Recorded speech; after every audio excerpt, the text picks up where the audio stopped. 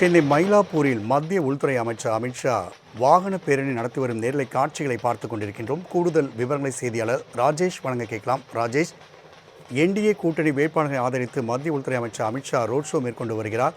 கூடுதல் கள நிலவரங்களை பதிவிடலாம்.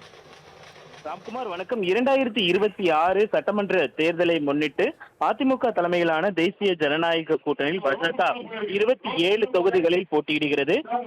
தீவிரமான பிரச்சார வாக்கு சேகரிப்பு என்பது தொடர்ச்சியாக நடைபெற்று வரக்கூடிய சூழ்நிலையில் மத்திய உள்துறை அமைச்சர் அவர்கள் மயிலாப்பூர் தொகுதிக்கு உட்பட்ட சட்டமன்ற தொகுதிக்கு உட்பட்ட பகுதிகளில் தேசிய ஜனநாயக கூட்டணி வேட்பாளர்களுக்கு ஆதரவாக பிரச்சாரத்தை மேற்கொண்டிருக்கிறார். ரோட் ஷோ மூலமாக அவர் தனது வாக்கு சேகரிப்பில் ஈடுபட்டிருக்கிறார். குறிப்பாக மயிலாப்பூர் தொகுதியில் இருக்கக்கூடிய கபாலீஸ்வரர் ஆலயத்தில் தனது பிரார்த்தனையை முடித்த அவர் அங்கு அவரை தமிழிசை சவுந்தரராஜன், அதாவது மயிலாப்பூர் சட்டமன்ற தொகுதி வேட்பாளராக இருக்கக்கூடிய தமிழிசை சவுந்தரராஜன், அதே போல 1000 விளக்கு சட்டமன்ற தொகுதி வேட்பாளராக இருக்கக்கூடிய அதிமுக வேட்பாளர் வளர்மதி, அதே போல வேளச்சேரி சட்டமன்ற தொகுதி வேட்பாளராக இருக்கக்கூடிய அசோக் ஆகியோர் அவரை வரவேற்றனர். இதனைத் தொடர்ந்து 3 வேட்பாளர்களையும் தன்னுடன் வாகனத்தில் ஏற்றிக் கொண்டு இருந்த அவர் மேற்கு மாட வீதிகள், அதே போல கபாலீஸ்வரர் கோயிலை சுற்றி இருக்கக்கூடிய மாட வீதிகளில் அவர் உலா வந்து அவர்களுக்கு ஆதரவாக வாக்கு சேகரிக்கக்கூடிய அந்த நேரலை காட்சிகளை தான் நாம் தற்பொழுது பார்த்து கொண்டிருக்கிறோம். அதனைத் தொடர்ந்து அங்கு இருக்கக்கூடிய அந்த ஜங்ஷனில்